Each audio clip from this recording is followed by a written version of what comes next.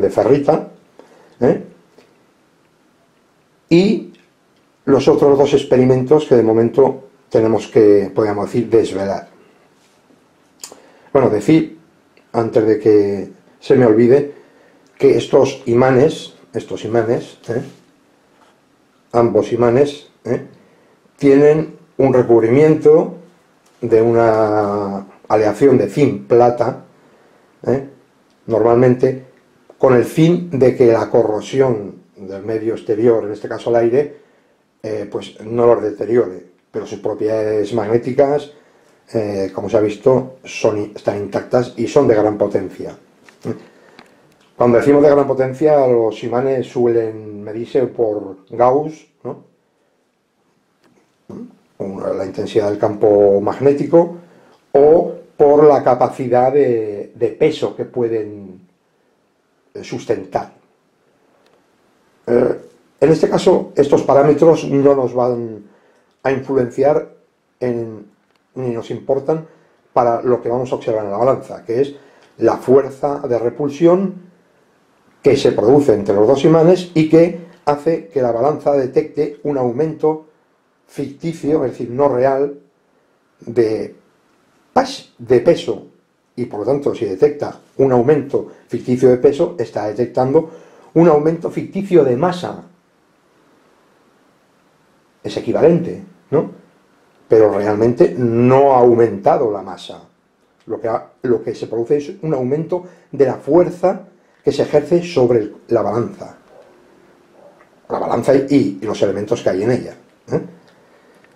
Entonces, estos otros dos experimentos que son equivalentes se producen a dos niveles de escala.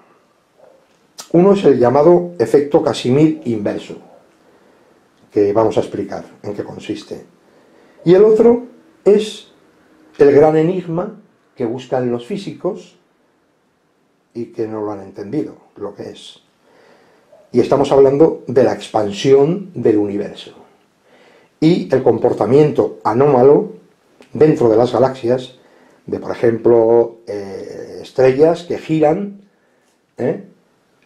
a unas velocidades que no siguen el inverso del cuadrado de la distancia, o las leyes de Kepler, podríamos decir, sino que se han encontrado atónitos, los cosmólogos y físicos, que estas velocidades siguen una curva lineal. ¿Qué quiere decir esto? Pues simplemente que esas velocidades ya no dependen de la distancia. Entonces, claro, como rotan a velocidades que son, podríamos decir, siguiendo una curva lineal, dedujeron la forma más fácil, más sencilla, que es que había más masa. Pero, ¿y si fuera debido a lo que vamos a demostrar en este experimento? Es decir, ¿y si existiera una repulsión gravitatoria de origen mecánico cuántico, que es la que hace que el universo se esté expandiendo? ¿No es equivalente a una repulsión? Es que es eso lo que está pasando. Y después, en el artículo que colgaremos en VixRa, y este vídeo tendrá el link en YouTube, pero claro, este vídeo no se puede embeber, no se puede colocar dentro de un archivo PDF, porque claro, una cosa es un artículo científico y otra cosa es una presentación PowerPoint, que no tiene nada que ver con esto.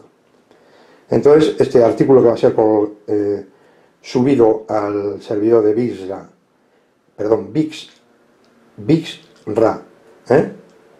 o .org, decir que este servidor está mantenido por el físico, el señor Phillips Gibbs, físico matemático, el señor Phillips Gibbs, que hace una gran labor pues, para los investigadores que no obtienen la salida o el beneplácito de lo que llamamos la ciencia oficial, o son considerados de pobre calidad sus trabajos científicos. No vamos a entrar en los detalles sobre enjuiciamientos de ningún tipo. Aquí lo que nos interesa es el experimento. Ya tenemos los elementos preparados, y ahora, si me permiten ustedes, claro, como tengo que hacer la presentación con todos los elementos ya colocados dentro de la caja, pues bueno, voy a tener que de momento cerrar este vídeo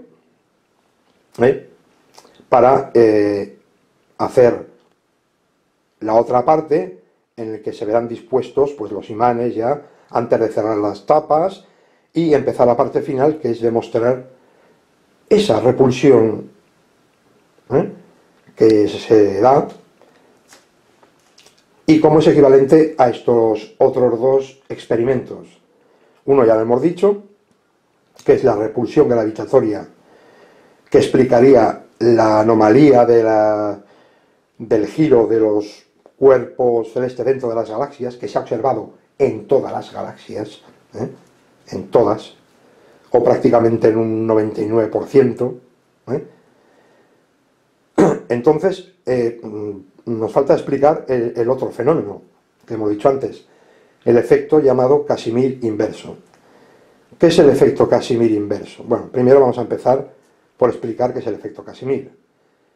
El efecto Casimir es un efecto mecánico cuántico del vacío.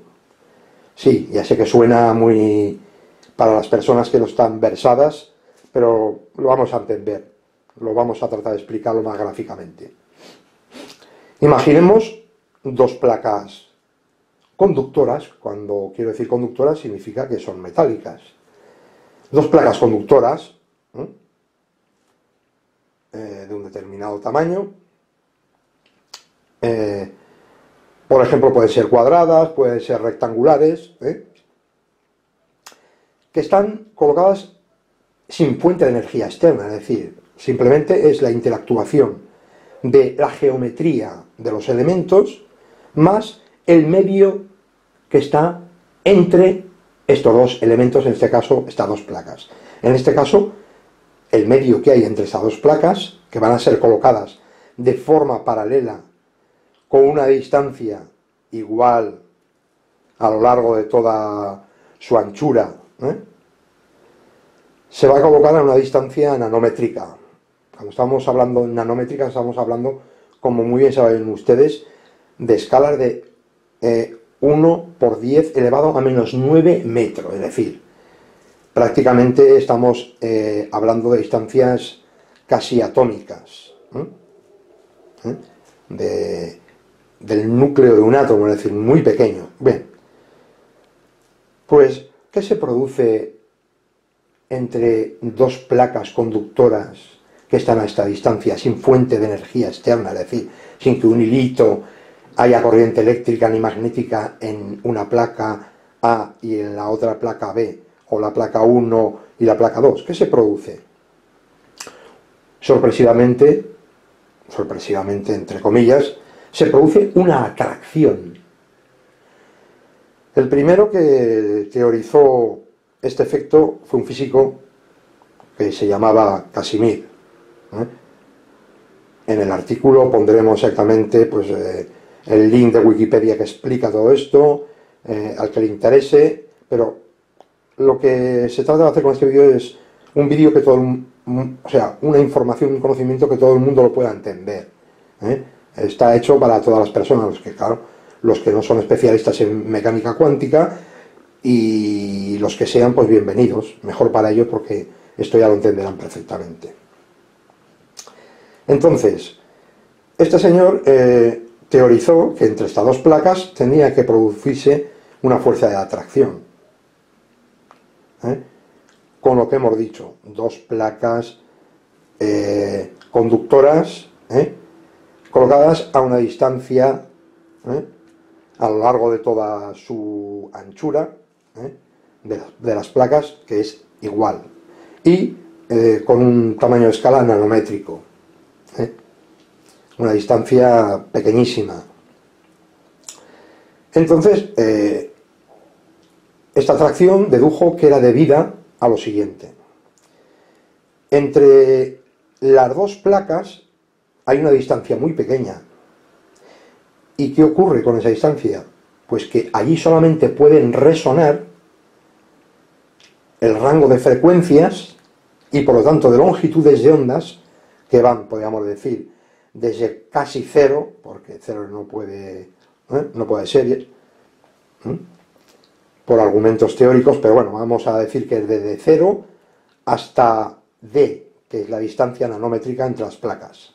Pero en cambio, en la parte exterior que da ambas caras de las placas, imagínense pues que mi dedo son las dos placas, y que en el medio esta es la distancia nanométrica, y en el exterior, en ambos partes anteriores de los dedos, allí sí hay distancias en teoría que pueden ser, podríamos decir, infinitas, es decir, pueden oscilar, pueden aparecer longitudes de ondas de todo tipo, de tamaño y por lo tanto energías.